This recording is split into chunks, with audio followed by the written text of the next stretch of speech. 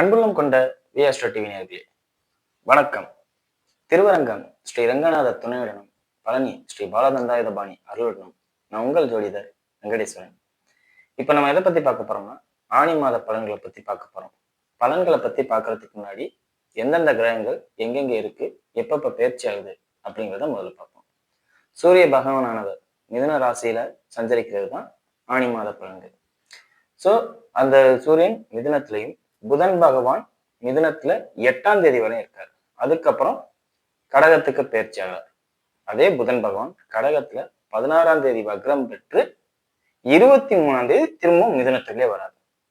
So இந்த மாசம் ஆரம்பிக்கும் போதே புதன் மிதுனத்துல தான் இருக்கும்போது முடியும் போதே மிதுனத்துல தான் இருக்க போறார். முடியும் போது வக்ரத்துல இருக்காரு. சரிங்களா? ராசி அதே மாதிரி கடக ராசியில சுக்கிரன் உச்ச குருவோட சேர்ந்திருக்கார். சோ கடகத்துல குருவும் சுக்கிரனும். அதே மாதிரி 16ஆம் தேதி 15ஆம் தேதிக்கு பின் 20ஆம் தேதிக்கு பின் 20ஆம் தேதிக்கு பின் சுக்கிர பகவானானவர் சிம்மத்துல கேதுவோட இணைகிறார். அப்ப சுக்கிரனும் கேதுவும் சேர்றதுனால எந்த மாதிரியான மன அழுத்தங்கள், சுக வாழ்க்கை கெட்டு போறது அப்படிங்கிறது நடக்கும் அப்படிங்கிறத பத்தியும், அதே மாதிரி கும்பத்துல ராகுவும் மேசத்தில் செவ்வாய் ஆட்சி பலத்துல இருக்கிறவரு 12ஆம் தேதிக்கு அப்புறம் ரிஷபத்திலையும் மீனத்துல சனி பகவானும் இருக்காங்க. இவங்க இப்படி இருக்கிறதுனால எந்த மாதிரியான மாறுதல்கள் நடக்க போகுது? குறிப்பா அரசாங்கத்துல காவல்துறை அதிகாரிகளின் பெயர் இந்த காலகட்டத்துல தலை நிமிர்ந்து நிக்குமா, தலை குனிவை சந்திக்குமா? அதிகப்படியா தலை நிமிர்ந்து நடக்கிறதுக்கான வாய்ப்புகள் அதிகம். ஏன்னா செவ்வாய் ரிஷபத்துல தான் செய்யக்கூடிய வேலையை சிறப்பாக செய்யும் இடத்தில் இருக்கார். அப்ப காவல்துறையோட இமேஜ் இத்தனை நாள் கொஞ்சம் கீழே இறங்கியிருந்தாலும் இப்ப கொஞ்ச நாள் அப்படியே ஏறும். நல்லபடியா பரவாயில்ல, காவல்துறை அமைப்பு சிறப்பா இருக்கு அப்படிங்கிறத கொண்டு வரும். அதே மாதிரி அரசாங்கமும் காவல்துறை சம்பந்தப்பட்ட அமைப்புகளுக்கும் சீருடை பணியாளர்களுக்கும் முக்கியத்துவம் கொடுத்து முதலீடு, இவங்க இவ்வளவு கஷ்டப்படுறாங்க, அவங்களுக்கு சேலரி இன்கிரிமெண்ட் இந்த மாதிரி கொடுப்போம் அப்படிங்கிறத பண்ணுவாங்க. சரிங்களா? சோ இதுலலாம் எந்த பாதிப்பு இருக்காது. இது உலக ரீதியா. இப்ப வாங்க 12 ராசிக்கும் எப்படி இருக்கும் அப்படிங்கிறத பார்ப்போம். மிதுன ராசி அன்பர்களே, ராசியிலே சூரிய பகவானோட சஞ்சயம். இந்த அமைப்பு எதை பாதிக்குதோ இல்லையோ கணவன் மனைவி ஒற்றுமையை பாதிக்கும். இதுக்கு காரணம் 3ஆம் இடத்துல இருக்க கேது. சிம்மத்தில் கேது. அப்ப சிம்மாதிபதி அந்த கேது மாதிரி ரியாக்ட் ஆகணுங்கிற ஒரு அமைப்பை கொடுக்கும். அந்த ரியாக்ட் ஆகிறதுனாலே கணவன் மனைவி பிரிவினை, சண்டை போட்டுக்கிறது, இல்லாட்டி ஆன்மீக தொடர்பால நான் கொஞ்ச நாளைக்கு மாலையை போட்டு கோயிலுக்கு போயிட்டு வரேன். இதுல 90% இந்த மாலையை போட்டு கோயிலுக்கு போயிட்டு வரேங்கிறவங்க தான் இருப்பாங்க. சோ இந்த அமைப்பை கொடுக்கும், கொஞ்சம் பார்த்துக்கோங்க. கணவன் மனைவி மட்டும் தேவையில்லாத வாக்குவாதம், சண்டை, பிரச்சனை பண்ணிக்காதீங்க. வேலை பார்க்குற இடத்துல நண்பர்கள்ட்ட ரொம்ப அதிகாரமா இருக்காதீங்க. பொதுவா அதிகாரமா இருந்தாவே அங்க நட்பு கெட்டு போகும். இப்ப நான் ஒரு இடத்துல வேலை பார்க்க, இப்ப இங்க ஸ்டூடியோல இருந்து நான் பேசிக்கிட்டு இருக்கேன்னா, இதை கேமரா மேன்கிட்ட நான் சொல்றேன் நீங்க கேளியா அப்படின்னு சொன்னேன்னா அவருக்கு டென்ஷன் ஆயிடும். அவருக்கு டென்ஷன் ஆயிட்டா என்ன பண்ணுவாரு? நீ இவன் ரொம்ப பேசுறான் அப்படிங்கிற ஒரு கணக்கு ஷூட் எடுக்காது. சோ இந்த மாதிரி அதிகாரத்தன்மை அதிகமா இருக்கும். அதனாலே நிறைய பாதிப்பு உங்களுக்கு வரும். அலைச்சல்களும் அதிகம். எதுக்கு போயிட்டு வரோம்னே தெரியாது, ஆனா அலைவீங்க. ஏன் இந்த வேலையை பார்த்தோம்னே தெரியாது, ஆனா அலைவீங்க. உங்களுக்கு இந்த நேரத்துல கிடைக்கிறது 2 விஷயம் தான். உங்களை ஒரு நல்ல குருவா எல்லாரும் ஏத்துக்குவாங்க. இவர் உயர்ந்த மனிதர், இவர் தனவான், இவன் தர்மவான், இவருக்கு தீர்க்கதரிசி. அதாவது இந்த நேரத்துல உங்களை ஒரு ஜோசியருக்கு நிகரா இல்ல ஒரு ஆன்மீகவாதி அப்படிங்கிறதுக்கு நிகரா பேசிடுவாங்க. அதுல எந்த மாற்றமும் இருக்காது. காரணம் என்ன? அந்த சிம்மத்துல கேது இருக்கிறதுனாலே, அந்த சிம்மாதிபதினு சொல்லக்கூடிய சூரியன் ராசியில இருக்கிறதுனாலே உங்களை ஒரு தீர்க்கதரிசி, கோயில் சம்பந்தப்பட்ட விஷயங்கள், அந்த ஆன்மீகத்துறையில உங்களை ஒரு குருவா ஏத்துக்குவாங்க. அதுல ஒரு மாற்றமும் இல்லை. நீங்க தான் அந்த ஆன்மீக ஸ்தலத்துல பெரிய ஆளு அப்படிங்கிற அளவு. இப்ப என்ன சொல்ல போனா, ஜோசியத்தை இந்த 1 மாசத்துக்கு நீங்க கத்துக்கணும்னு நினைப்பீங்க. நம்மளும் ஜோசியம் கத்துக்கோமே அப்படிங்கிற நினைப்பு உங்களுக்கு வரும். காரணம் இது அனைத்தும் சூரியன் தான் பண்றாரு, வேற யாரும் பண்ணல. ஏற்கனவே ஜோதிடர்களா இருப்பவர்கள் கூட நான் சொல்றதை நீங்க கேளுங்க அப்படிங்கிற ஒரு அமைப்பை கொடுக்கும். சோ இந்த மாதிரி அமைப்பை உங்களுக்கு கொடுக்கிறது முழுக்க முழுக்க சூரியன் தான். இதை யாரெல்லாம் விடிய காலைல எழுந்திரிச்சு குளிச்சுட்டு சூரிய நமஸ்காரம் பண்றாங்களோ அவங்களுக்கு அது பெர்ஃபெக்டா வேலை செய்யும். பயங்கரமா வேலை செய்யும். நல்லா ஜோதிடர் மாதிரியே நீங்க மாறிடுவீங்க அப்படிங்கிறத சொல்லலாம். இந்த அமைப்பு சூரியன் தான் கொடுக்காரு, வேறு யாரும் கொடுக்கல. தர்மவான், தனவான், நியாயஸ்தர், குரு, ஜோசியர், இந்த பேரெல்லாம் கொடுக்கும். சரி, இதெல்லாம் பிளஸ். பேர் கிடைக்கும், பணம் கிடைக்குமான்னு கேட்டா அது வாய்ப்பு குறைவு. ஏன்னா 10ஆம் இடத்தோட ஜனனகால ஜாதகத்துல புதனோ குருவோ வலுவா இருக்கும் பட்சத்தில் தான் இந்த அமைப்பை ஏற்படுத்தும், இல்லாட்டி கிடைக்காது. சரிங்களா? ஆனா அந்த பேர் கிடைக்கும் அப்படிங்கிறதுல எந்த மாற்றமும் இல்லை. மற்றபடி எந்த குறையும் இல்லை, எல்லாம் நல்லா இருக்கும். தாயாருடைய உடல்நிலை மட்டும் ரொம்ப கவனமா பார்த்துக்கோங்க. வண்டி வாகனத்துல ரொம்ப எச்சரிக்கை. ஏன்னா புதன் 4ஆம் அதிபதினு சொல்லக்கூடிய புதன் 16ஆம் தேதிக்கு அப்புறம் வக்ரம் ஆகுறாங்க. 16ஆம் தேதிக்கு அப்புறம் வக்ரம் ஆகுனா அவங்க இருந்தும் இல்லாமை அப்படிங்கிற ஒரு அமைப்பு கொடுக்கும். உச்ச குருவோட தொடர்பு இருக்க வரையும் பாதிக்காது. வக்ரமாயி அந்த மிதனத்துக்கே திரும்பி போறாருல 23ஆம் தேதி, ஆணி 23க்கு அப்புறம் தாயாருக்கு கடுமையா பாதிக்கும். இல்லை உங்களுக்கே தலையில அடிபடுற அமைப்பை ஏற்படுத்தும். ஸோ நீங்களுமே வண்டியில போகும்போது ஹெல்மெட் போட்டு போறது நல்லது. தாயாரை கொஞ்சம் உடல்நிலை கவனம் பார்த்துக்கோங்க அப்படிங்கிறத சொல்லலாம். வாகனங்களும் பாதிக்கும்.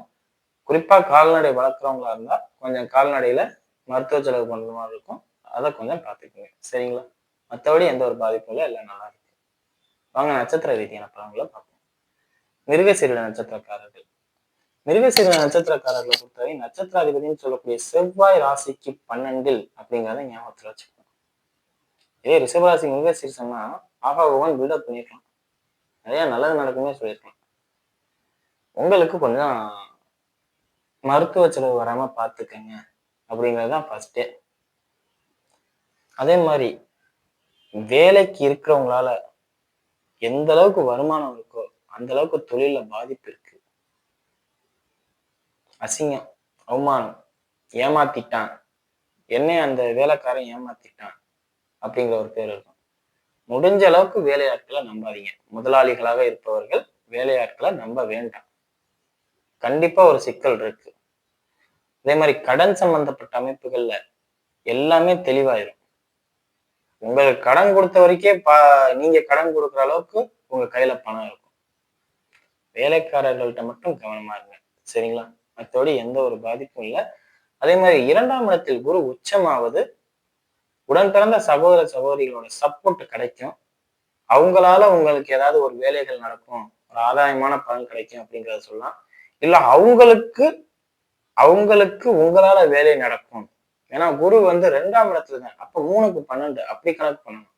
அப்ப அவங்களுக்கு உங்களை தொட்டு ஒரு நல்ல வேலையா நடக்கும், ஒரு உயரிய கௌரவம் உங்களுக்கு கிடைக்கும். நான் சொன்னேன்ல, இந்த உங்களை குருவா ஏத்துக்குவாங்க, பெரியாளுன்னு சொல்லுவாங்க, தரவான் தருவான்னு சொல்லுவாங்க. இது எல்லாம் உங்க உடன் பிறந்த சகோதர சகோதரிகள் உங்களை சொல்லலாம் ஒரு சுப நிகழ்ச்சிகளால.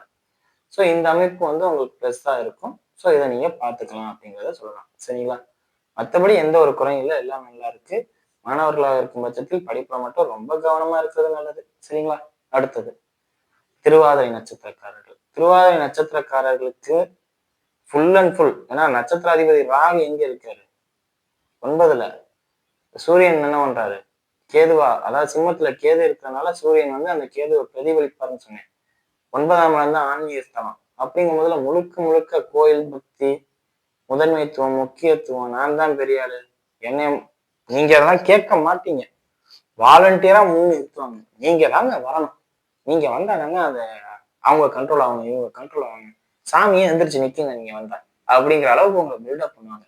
ஸோ இந்த பில்டப்பை அக்செப்ட் பண்ணிக்கிறது இந்த நேரத்துல உங்களுக்கு தலைவிதி அப்படின்னு சொல்லலாம். அதாவது எல்லாருக்கும் இந்த வாய்ப்பு கிடைக்காது. நம்ம நார்மலா ஏதாவது ஒண்ணு பண்ணியிருப்போம், அதை பில்டப் பெருசா பண்ணுவாங்க. ஆஹா ஓஹா அப்படி இப்படி ஒண்ணும் இல்லை. ஒரு சின்ன பையனாவே இருக்கட்டும், அவன் வாங்கி கொடுக்குற ஒரு 2 டீயை அந்த பையன் சூப்பர்யா, டீ எல்லாம் வாங்கி கொடுக்காயா அப்படின்னு சொல்லுவாங்க. அவங்க இப்ப சின்ன பையனா இருக்கும் பட்சத்தில் டீ, கொஞ்சம் வளர்ந்தவங்க ஒரு குடும்பத்தை நடத்துற ஒரு ஃபேமிலி மேன் ஒரு 40 வயசுல இருக்காரு, அவங்க என்ன பண்ணுவாங்க, கோயிலுக்கு ஏதாவது டொனேஷன் பண்ணிருப்பாங்க, அவர் நிறைய கொடுத்துருக்காருயா அப்படின்னு சொல்லி உங்க பேரை சொல்லி நிறைய பேர்கிட்ட நிறைய வாங்கிடுவாங்க. இப்ப நீங்க ஒரு 10,000 ரூபாய் போட்டுருக்கீங்கன்னா அவர் 10,000 ரூபாய் போட்டுருக்காரு, நீங்க எழுத மாட்டீங்களா அப்படின்னு உங்க பேரை சொல்லியே சன் எக்ஸ்ங்கிற பேரை சொல்லியே ஃபுல்லா கொண்டு வருவாங்க. அவர்தான் சொல்லி அவர் பேரை சொல்லியே உங்களை உயர்த்தி காமிச்சு அந்த கோயில் பணியை சிறப்பா முடிப்பாங்க. வேற என்ன இருக்கு? திருமண பணிகள், சுப நிகழ்ச்சிகள் அதுவும் இருக்குல்ல. திருமணம் தான். இரு அதாவது மக்கள் கூடும் இடத்தில் உங்களுக்கு மரியாதை அதிகம். திருவாதிரை நட்சத்திரக்காரர்களுக்கு அவங்கதான் அங்கே லீடர்ஷிப். மாப்பிள்ளை பொண்ணுதான் ஹீரோ. திருமணம் நடக்கிறதுல மாப்பிள்ளை பொண்ணுதான் ஹீரோ. பட் அவங்களதான் உயர்த்தி வைப்பாங்க. கோயில் நடக்கிறதுல சாமி தான் இது. ஆனா உங்களுக்கு தான் முக்கியத்துவம் முதன்மைத்துவம் இருக்கும். நீங்க கும்பாபிஷேகத்துக்கு மேலே இருங்க அப்படிம்பாங்க. ஸோ அந்த அளவுக்கு ஒரு நல்ல காலகட்டம் இருக்கு. வாய்ப்பை சரியா பயன்படுத்திக்கங்க. சரிங்களா? அடுத்தது புனர்பூச நட்சத்திரக்காரர்கள். உங்களுக்கு நட்சத்திராதிபதி உச்சம்.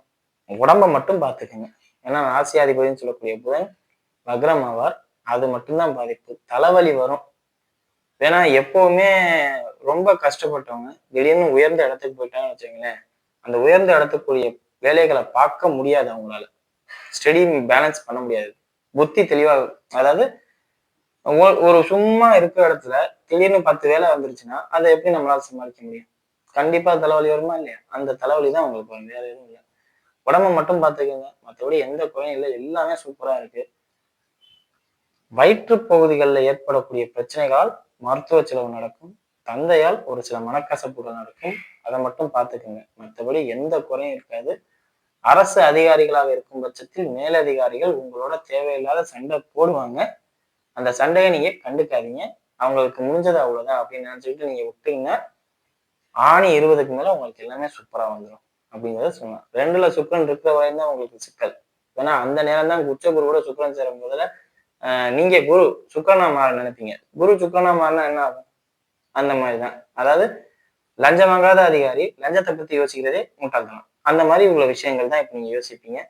சோ அதை மட்டும் கொஞ்சம் கவனமா இருந்துங்க. ஆணி 20 தாண்டிச்சுன்னா எல்லா பாதிப்புமே நிவர்த்தி ஆயிடும் அப்படிங்கிறத சொல்லலாம். எல்லாமே தெளிவா இருக்கும் அப்படிங்கிறத சொல்லலாம். சரிங்களா? மற்றபடி எந்த குறையும் இல்லை. உடம்புக்கு மட்டும் முக்கியத்துவங்க. வீடியோ இப்போதான் ஃபர்ஸ்ட் டைம் பார்க்க இருந்தா லைக்ஸ் பண்ணுங்க, ஷேர் பண்ணுங்க, கமெண்ட் பண்ணுங்க. சேனலை மறக்காம சப்ஸ்கிரைப் பண்ணுங்க. வேற எதுவும் ஜோதிட ஆலோசனைக்கு கீழே உள்ள நம்பருக்கு கால் பண்ணுங்க.